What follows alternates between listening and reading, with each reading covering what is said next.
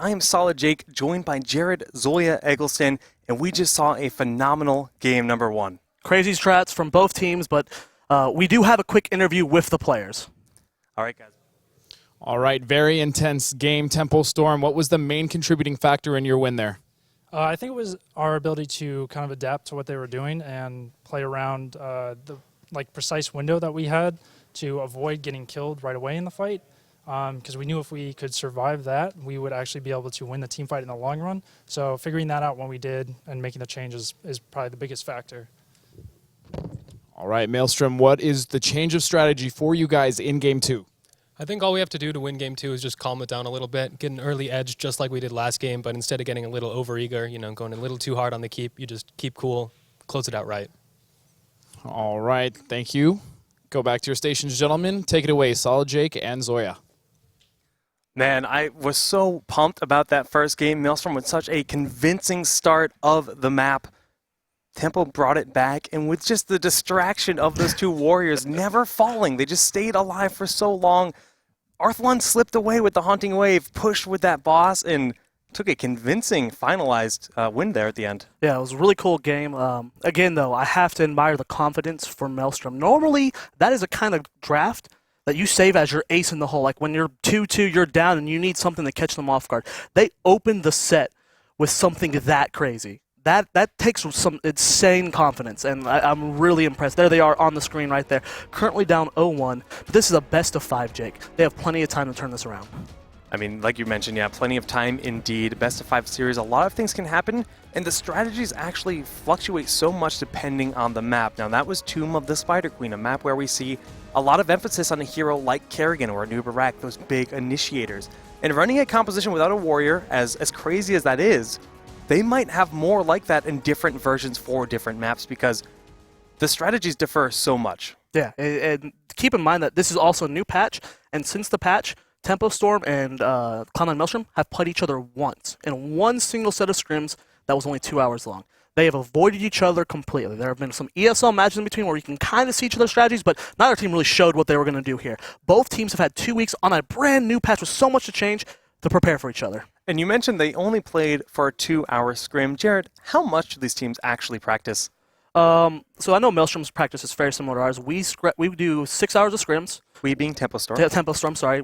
Tempo Storm does 6 hours of scrims with an hour or 2 of replays, and then more Hero League just kind of to relax afterwards. So about 10 hours of play a day, which is what the average is for some of the other top teams. I know Vortex and Maelstrom on very similar schedules. So even though Heroes of the Storm doesn't launch until tomorrow, that is how hardcore these teams are.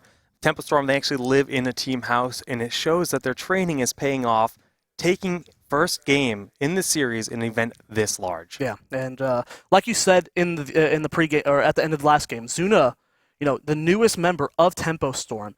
He does have his background. He is a multiple star of LCS. He's been to Worlds, which is huge in the League of Legends scene. Right. Showing that with only 2 weeks of practice, he's able to mold well off the team. And we saw how many plays did we see him make that game? He's adapting really well to the team. In a lot of ways, his map awareness in general is what won them the game. After they arguably lost a team fight where they were down 3-1, he got that pick on Kerrigan, who was turning in the middle of the map. She was very low, but said, all right, they backed up, they went back to base, but they all did except for Zuna. Now, Muradin has a lot of flexibility jumping over walls, getting out of bad situations, so he's pretty safe to do that. But the play was just barely enough to get that kill, and it netted them a boss, it netted them a win. Yeah, really well played there from Zuna. Maelstrom, I'm curious to see, now, do we know what the map is? I do not actually, I believe the map is actually Garden of Terror. Garden of Terror Game 2. So, this is another map that Asmodee has worked on in the past. This is a good pushing map, but we're going to see something a bit different here. Smaller maps like Tomb of the Spider Queen. We don't normally see heroes like Lost Vikings. You can't really abuse their power, but Garden of Terror is their best map. Not only can you soak 3 lanes safely on this big map, but you have the ability to send one of those Vikings back to base and put him in the garden in the plant terror, allowing you to 4-man push 1 lane while you have your Viking soaking the other and pushing another with a plant terror. It's really strong on this map, so we're going to have to keep an eye on this draft and see if Vikings even go through.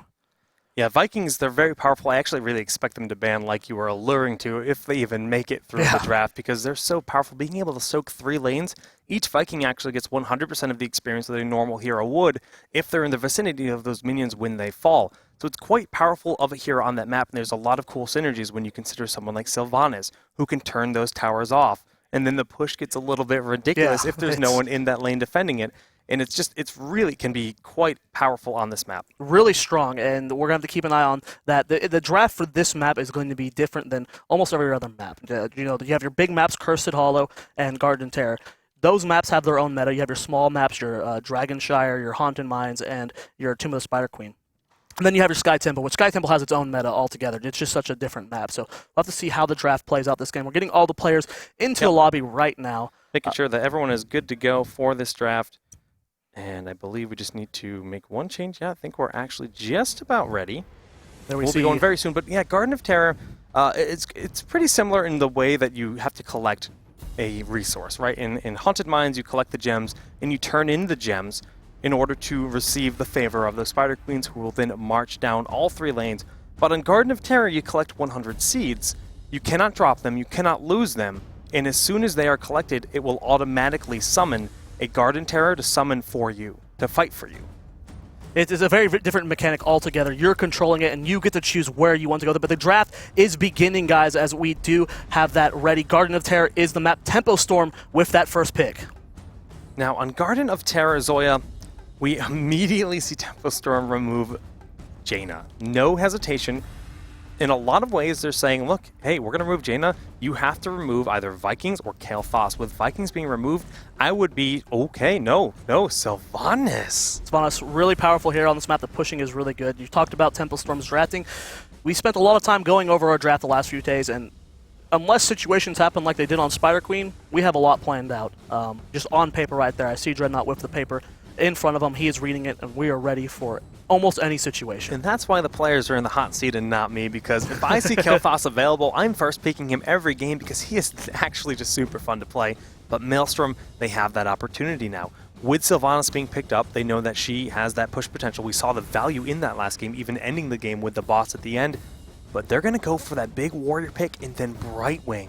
Brightwing denies the Brightwing from Tempo Storm with the big map. It has that push promote style, and like we talked about last draft, Muradin, man, he's a god. We saw Zuna play him. I'm just gonna go ahead and say it. King Caffeine, best warrior player in the world. I would agree. In the world, Except China, Europe, I don't care. The only other option is ETC bot, but ETC bot, okay, I'll give you that one. ETC bot is definitely the best warrior, but King Caffeine, he is untouchable. So getting the best warrior in the game for that player, I 100% respect that. That is a smart decision from Maelstrom. And we've seen Dunk Train's Brightwing actually just win team fights. The right place, the right time for an Emerald Wind can displace the team in a way that absolutely obliterates them. We've seen Dunk do it in the past, a lot of power, but this leaves both Uther and then heroes like Kael'thas still available. Having Kael'thas in Sylvanas, that's a lot of ranged poke, and like you mentioned in the last game, this is the age of the ranged assassin.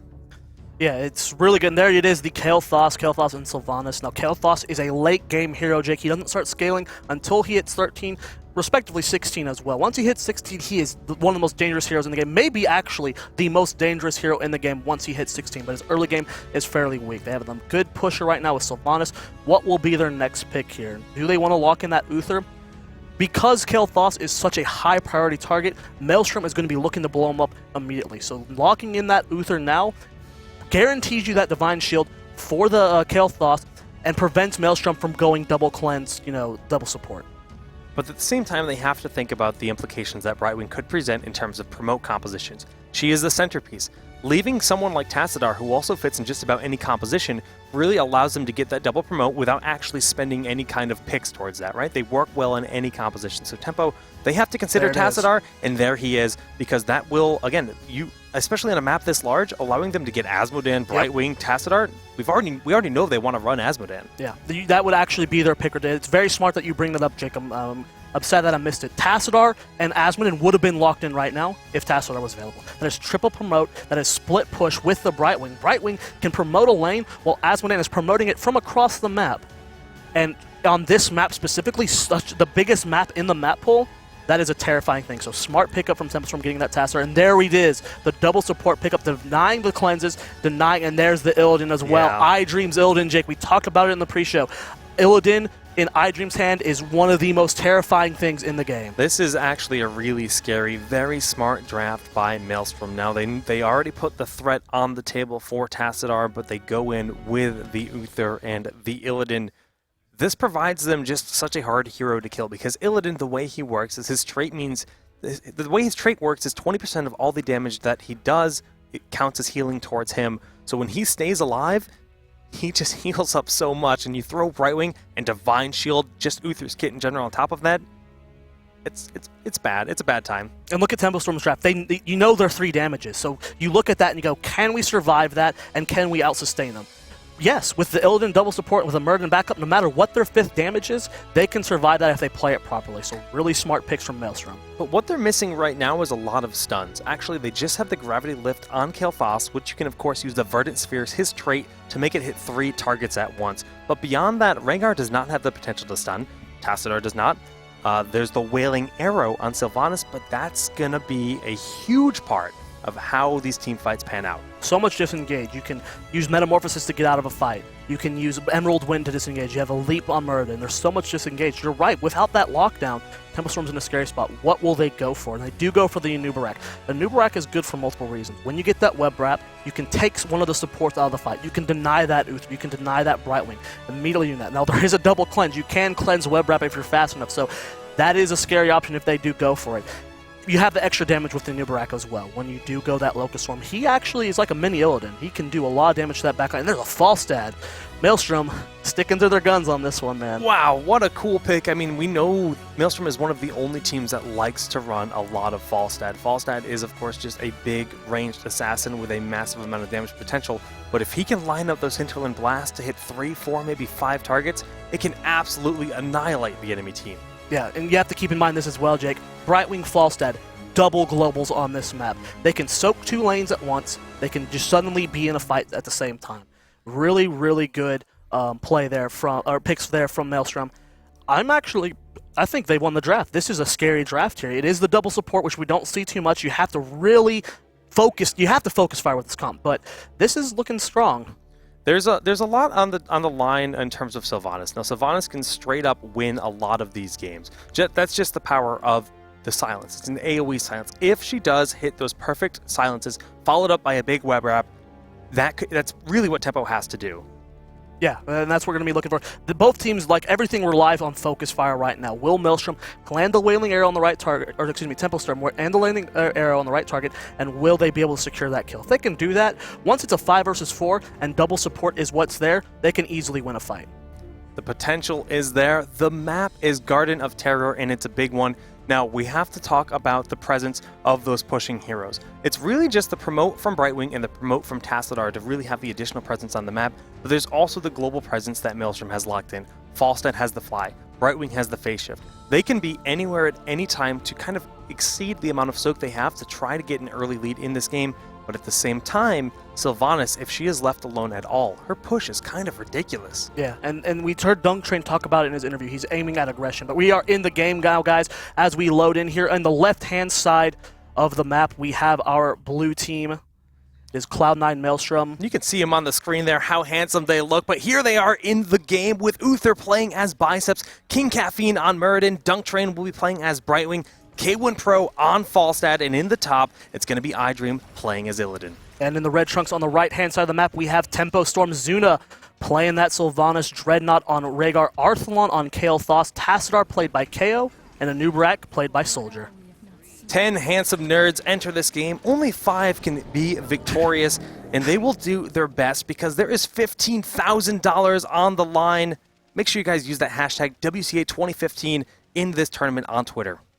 And we do see that we have an interesting split here, as we do see 3 members from both teams positioned at the top lane here. Now, this is smart from Maelstrom, having their roam squad up here. They're going to be having their Murden and their Uther roam together. It makes most sense here, as they will not be able to outpush any lane Tempo Storm is in. They have the more aggressive when it comes to Illidan. Does not start scaling well until level 10, where he can actually start fighting. He's actually really weak in lane. So every lane that Templestorm can push is very strong, so it's smart that they're up here. I don't know if he actually saw him. I don't think he did. I don't think he did. King Caffeine, very slippery, but with the 3 pushing forward like this, that is going to be very scary as Illidan's going in with the stuns. Arthlon getting very low very quickly. Verdant Spheres doesn't look like it's quite available, and he will end up falling a very early first blood on the side of Maelstrom, and they follow the Haunting Wave. It looks like Zuna's getting very low on the Sylvanas, the Polymorph with the Arcane Flare, and that's enough for another kill. 2-0 at the 1 minute marker. Really well executed there. We did see KO rotate up very quickly there from the mid lane, but then the Brightwing teleport. That's what we were talking about at the start, Jake, that global presence. Brightwing suddenly turning that 3v3 into a 4v3, and they were able to secure 2 kills that way, giving them a nice little lead there. Right now, we have the rotation once again onto KO, but Dimensional Warp just is a big buffer that he always will have. Just using that shield for now to stay in lane, make sure that he soaks the best he can. But the first night phase is already here, and Tempo is doing their best to collect these bruisers or these seed camps on the right side. Zuna getting caught out of position. He does end up getting out of there just fine. Nice rotation from KO as well to help support his team. Seed count right now 9-8. K1 Pro getting the bottom set of seeds while it looks like a Nubrax getting hit. So it looks like it'll be a fairly even shape. But Zuna way out of position here. Does not get the off. He gets stunned by that Uther, and he is going to go down. They are setting up these ganks everywhere. One in the bush here, one in the bush there. The second someone walks down your path, you are not safe. Maelstrom, they are here to win. You have to respect iDream's Illidan, man. He knows what angle to use his leaps at. He knows how to body block, and if you get caught out of position, iDream's going to do everything he can to stay in front of you, and when you have that follow-up CC from the Brightwing, from the Uther, if you get caught, you're not getting away. Level 4 has been reached. We can take a look at those talents. We do see the promotes, one on each side, but we see the Gravity Lift was already used onto King Caffeine. Arthlon needs to get out of the situation. The body blocks could be real on iDream. The heals are there, and it's going to be enough for him to survive the situation, but Fallside rotating up, throwing down that W, laying out a lot of damage. That was 5 members from Maelstrom in that top lane, leaving other lanes available for Maelstrom, or excuse me, Templestorm to soak. And we do see actually Soldier and KO starting this bottom tier very quickly here, but they are being collapsed on. Nice use of that trait from KO, and he's going to know that Caffeine is here, and they are backing out immediately. Despite all the kills from Maelstrom, they are now even on experience because of that extra soak. And that's a big deal. And even though we talked about the global presence being in favor of Maelstrom, Tempo didn't rotate because they can't rotate as easily, and they just took advantage of that situation. But with these seeds going the way of Maelstrom, Tempostorm will be happy to grab the seeds in the top part of the map. And they do get the rest of them up there, so that will deny a Terror for both teams. Neither will be able to get one early here. The push from Zuna, Arthlon, and Dreadnought is still going in that top lane. Kills 3-0, but the experience dead even.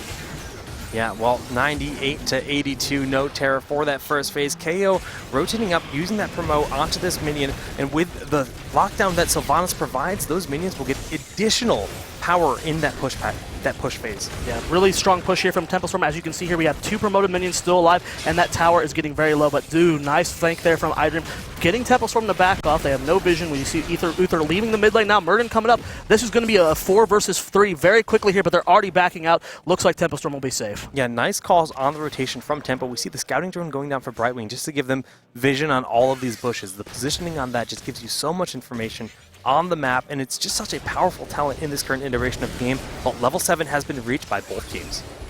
Talents are being taken right now. We do see that it probably won't be double cousin. It's not. So we do see that Brightwing does go for that extra healing here. Going to be really powerful for staying alive against this extra damage comp from Tempostorm. And both teams, it's going to be so interesting to see this pan out, because both teams don't really want to commit to a super 5 versus 5 right now. They're both going for picks. So once we sit at 10, that'll change, but right now it's just a lane phase. Yeah, but look at the position on these scouting drones once more, giving them vision on these giants that have been, these knights have lost a lot of their health. Illidan and Murden coming in this with the damage. They're going to try to steal this. Zuna cannot step forward like that. He will lose his life if he is not careful, and those knights are picked up in favor of Cloud9. Really smart pickup here from Zuna. I want you to look at the level 7 Talon real quick, Jake. He got the stealth on his E. That gives him a chance that we were normally seeing him use his E and he's immediately stun locked, but now he's not visible, so he can't be stunned by Uther. He can be stunned by Murden. He can't be polymorphed. He can only be hit by Murden when he has his E up. So beautiful pickup there from Zuna. It's going to be much harder to kill him. They have to adjust to this Maelstrom and know that he's not the best kill target. And it looks like they have adjusted already as Arthalon seems to be that priority target in the front line, laying out the damage, but it's not quite enough. The Haunting Wave not even used because the Polymorph will prevent him from being able to use that, and the heals will keep him alive at this point in time. But one kill was picked up. They did lose some experience in the middle lane. Yeah, look at the experience. It's 4-0 right now, and Templestorm still has a lead here. Now, we do see that the Uther does get here to try and regain that experience, so it's basically dead even right now. Both teams still playing very defensive. 98 Siege, Jake, to 82. We're going to have our next night phase soon, and Maelstrom going to be looking to deny as many seeds from Templestorm as they can. Yeah, but the teams will both have level 10, so Heroics will be on the table for that night phase when it does in fact arrive. When we have those Heroics, how much do you think it changes the playing field? It's going to be really cool to see how Maelstrom wants to approach this fight, because they have the ability to just run. All they can do is run. They have to use Metamorphosis to get out. And actually, Silence goes down, and Venom follow up as well. Dreadnought going to go for the kill. He does hit the well at the last second. A Heroic was used there, but he was able to live. Really, really good disengage there from Maelstrom. The shielding provided by the E on Falstad, tapping the well and the heals from Brightwing, just barely there in time. We can look at the Heroics very quickly. There's Emerald Wind, Hinterland's Blast, Divine Shield, Metamorphosis, and Avatar on the side of Maelstrom. But for Templestorm, what do we have, Zoya? We have Phoenix, Archon, Ancestral Healing that looks like Locust Swarm, and we did see the Wailing Arrow from Sylvanas. Well, yeah, we saw that Wailing Arrow already used. That means it isn't, in fact, on cooldown. We can see that on the side here, 53 seconds until it is available. Every other Heroic is available at this point in time. Dreadnought showing himself here. He's getting stunned now, and he's taking decent damage there. But it did a 3v2. K1 Pro taking some decent damage. Bicep actually has no escape here. Here comes the Brightwing teleport in. Will we end up seeing that Emerald Win? And it was forced out there. Wow. That is a Heroic down for 60 seconds. Yeah, using the Haunting Wave to, like, show aggression and bait out Emerald Wind that didn't even actually do anything. A really nice play by Zuna there in that situation. We see the promotes battling out in the middle of the map, but seeds have been collected for enough terrors. There's going to be a terror for both sides of the map. But Zuna getting caught out of position, but there's that stealth showing that it has value as he can't get stunned or polymorph. K1 Pro flies in here, does decent damage, but Zuna's going to be fine. There are 4 members of Maelstrom up there now. Templestorm, how are they reacting? They do have a terror. Arthalon's finding Caffeine in the bottom lane, but neither team going to commit to this fight. Ooh, good poke there on the Caffeine actually from Arthalon, getting him to half HP. Yeah, and he mounted up as he had the Living Bomb on him, so that will in fact dismount him. Looks like Tempo is trying to collect some of these seeds at the bottom terror. Currently, Cloud9 is not in position to handle this, but both teams have summoned each of their own plant terrors. Yep, Dunk Train headed down the mid lane with his. It looks like Templestorm is going to be reacting. It might be a Plant Terror versus Plant Terror fight, and Dunk Train just going to throw down his W and walk down to that bottom lane. They're going to actually try and get as many seeds as they can, but Soldier gets the bulk of it. Actually, no, Cloud9 Maelstrom secures himself a second Terror after this one. That is a big deal. Dunk just walked over it as it died. The timing couldn't have been better for him, and he did take a fair amount of damage, but KO has taken even more, but he did manage to remove this wall in the middle lane. Now, this is what Templestorm needs to be doing. They have to make sure their Terror is as valuable as possible, because Maelstrom can do whatever they want with this Terror. They have a backup one on the way. And KO's getting poked down so hard here. He's down to almost a third HP here. They're not going to be able to do that, but we do have a fight in the top. Yeah, Dunk Train is starting to push in. Now, like you mentioned, he can be a little bit more risky with his Terror. Oh, the Vive on Sylvanas in the bottom lane is he can collapse on by 3 members. Zuna has used his E. He does get caught by Caffeine. Will the Falls Sun be there? He does dismount him. iDream coming from above, and it does not look like he'll be able to get out there. His E should be up very soon. Will he be able to juke them? He's just sending them on a long merry chase. Does not end up being get stunned out of it. There's a follow-up silver biceps. Zuna gonna go down. King Caffeine actually predicted his movements. He was stealthed during that, but he hit him with the Stormbolt, just predicting his movements perfectly. Dunk Train was happy to come to the middle lane and start wailing away, eliminating this wall with the Terror. And we can't forget there is still another one available on the map, but Temple will take out the first fort of the game. They're being collapsed on by the Caffeine. Here comes the teleport in. Arthalon's in a very bad spot here. Here comes iDream. The Emerald Wind goes down. Ancestral Healing does not end up going off here, and we do have a big chase. They're going after Dreadnought, but he will be able to disengage. Right now, 6 kills to 0 in favor of Maelstrom. Maelstrom really leading that kill advantage that you mentioned, but it's still quite even in terms of levels, but K1 Pro is looking to end that. Pushing down this bottom lane by himself. Not only is he soaking experience, but he completely removed that wall, and the Plant Terror is just about ready on their side. Here comes the fly in from K1 Pro as he's trying to defend his mid lane against that promote. Another fort about to go down. You talked about the kills, but look at the fort count. I believe it's tied right now. No. Templestorm hasn't lost one. Yeah, only one down on the side of Maelstrom at this point in time, but we can see that these lanes have been pushed pretty heavily. The Plant Terror did well in the middle of the map, and Dreadnought is being body blocked Brightwing coming in with that phase shift, and the polymorph should be there, but no, gonna get out of range before that actually goes down. I think what Maelstrom was trying to do there was to bait the Ancestral. You know, you see that Brightwing come in and you go into panic mode. Right when that polymorph hits, you can't Ancestral. So I think that's what they're doing. Good patience there from Dreadnought, and they do not secure the kill. Now the Terror is ready there, going back to get in it. Who will they be putting in it? Will it be Dunk Train again?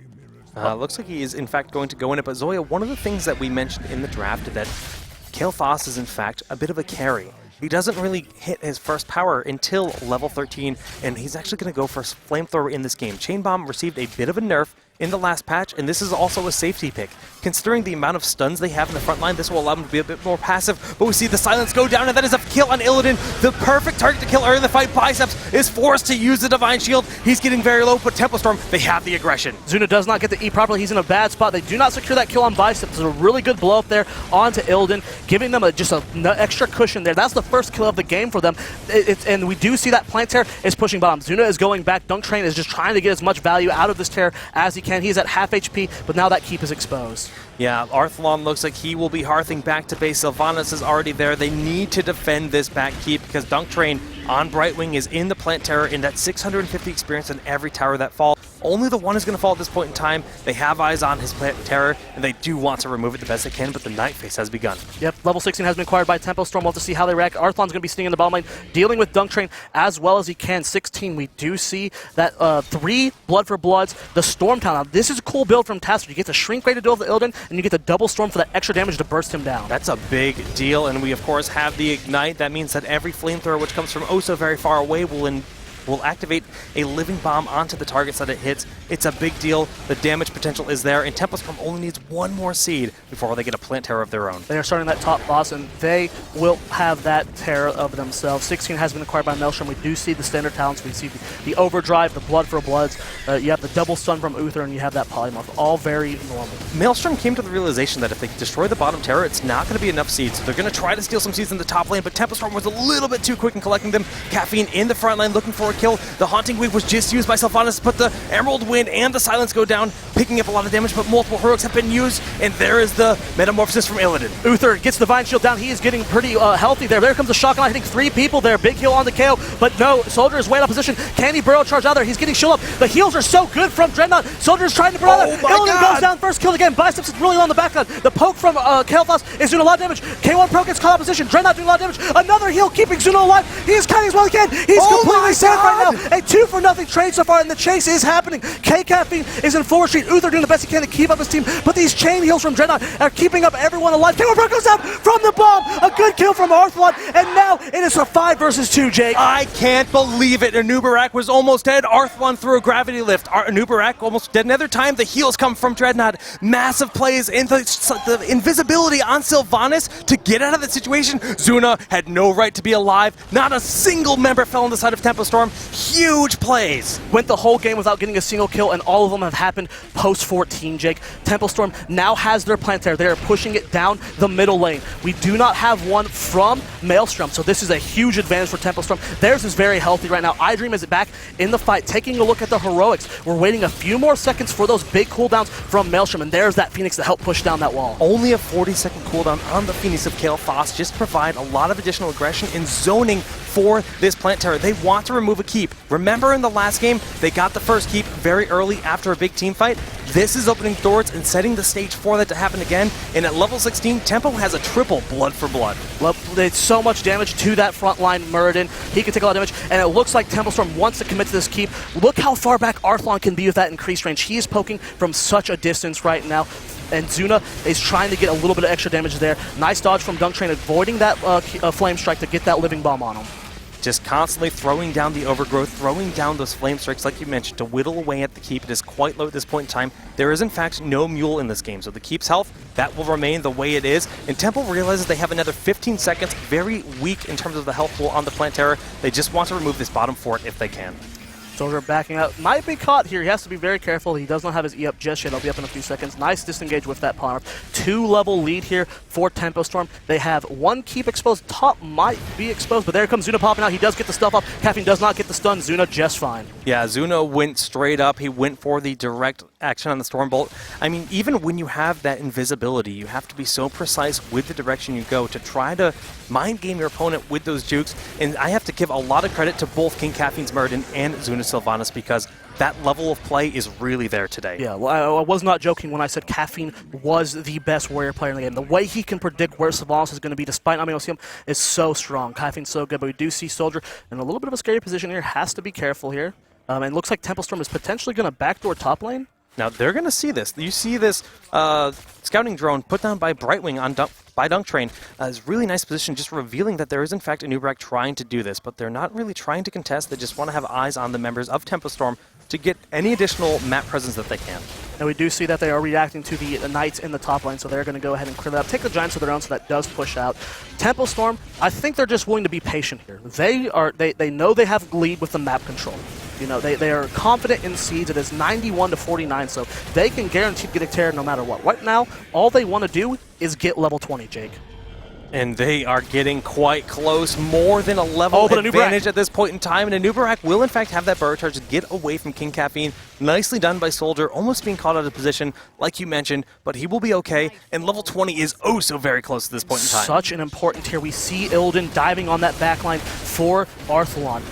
Kael'thas doesn't have an escape, Jake, until level 20. We do see Bolt of the Storm on Kael'thas, Bolt of the Storm on Sylvanas. We see the improved Archon, the extra shields on Anubarak, and Rewind on Rhaegar. This team was already tanky. Now there's so much more. You got the double chain heal. You got the extra tankiness on Anubarak. Oh my goodness, iDream is going to be caught out of position. The silence goes down, and that's going to be a very quick kill. This is not an expected turnout from Maelstrom. They thought they were going to come from the bottom. That kill right before the night phase is huge for them, and level 20 has been reached. Seeds, this is the worst time for that to happen to Maelstrom. 40 seconds without their Illidan. They are going to be able to take full control of Seeds. If Tempo Storm doesn't get 2 tears here, I would be shocked. There comes the Emerald Wind going down. It gets bolted out, and Arthalon is just fine. Dunk Train getting a little bit scared. I did not know where the rest of the team was. Arthalon's just getting flashy. Lifted him and bolted just to the edge of Emerald Wind before it even got to that point. He baited out a heroic. Yes, he did use Bolt in return, but huge plays. The Seeds 50 away from a Plant Terror. Destroying this guy on the top will grant them enough Seeds for that, and they are going to continue pushing. But if they wait too long, Temple Storm is going to give up level 20 advantage that they currently have to Maelstrom, and they have to realize this. I believe, okay, there are 3 Seeds off from a second tear, so Temple Storm is going to want to go down and contest this. They got it right now. They did get it. They okay. just picked up the final seed, so they do have 2 tears, and that's actually a pretty massive deal. How much health is that one tear on down there? Does it have enough HP? It's okay, so there is enough for Maelstrom to get their own tear as well, but Temple Storm looking to deny that with that level 20. The flank from Soldier in the back line. Illidan is back alive at this point in time. Enough time was got, but the Impale does hit 2 targets. We see the damage coming out of False Head. Polymorph onto Anubarak. He needs to be very careful, but he did use a Locust Storm to help stay alive in this situation. The chase is happening. Who are they going to go on? King Caffeine's really low in the back lane. They are chasing that. KO gets the pressure on the bottom lane, but Caffeine does get bolted on. He gets the E onto him. Will he go down? Nice shields. And first aid there. There's a Divine Shield, but the chase is still happening. There's still no silence has been used from Zuna. The double stun, there is the ultimate from him. The Q goes down. He does get the living bomb, and King Caffeine is going to fall at 60 seconds without him. At the same time, Biceps, long top lane. Zuna gets the silence off. Will he be able to secure the kill? Dunk Train's getting in range. Does end up keeping him alive, but they do get the keep. And they're going for core, Jake. Yeah, they are going for core. They have a Plant Tower with 50 seconds remaining, almost full health. Only Muradin's dead on their side, but look at the combo onto Illidan. He falls so very quickly. Emerald Wind a little bit too little too late. The Plant Terror has lost a lot of its health, but the damage is here. It's falling. Dunk Train is the focus point, and he's gonna fall. That's 3 down on the side of Maelstrom, and I think Tempo Storm has done it. 80%, another member is gonna fall as it does go. It's so low in the palm up. There's the kill from Arthur. 50%, Tempo Storm with their new members are gonna go up 2-0 in this best of 5 series, Jake. No one would have expected this, Zoya. No one would say Tempo Storm is gonna open this series with a 2-0 advantage, but that is the case. They are currently up in a best of 5 series, 2-0. It's not exactly. It's not something you expect. You don't go through a roster change like this and then just immediately bounce back to what you were before. But Zuna, high caliber player, has been to Worlds in LCS, the highest caliber competition for League of Legends. Back-to-back third place placings at the summer split and the spring split. He is a phenomenal player, and he is molding well with this team. I am losing my mind with these games. If you guys could hear the energy in this venue, it is so very loud right now, and we want to know what you guys think of these games. Use the hashtag WCA 2015 and tell us about who you want to see win this final series, and what you think of the matches that we've had so far. Been great games so far, Jake, but it's not over. It's a best of 5. Will Maelstrom be able to come back now, or will it be a 3-0 sweep from Tempestorm? Come back after this break and we'll find out.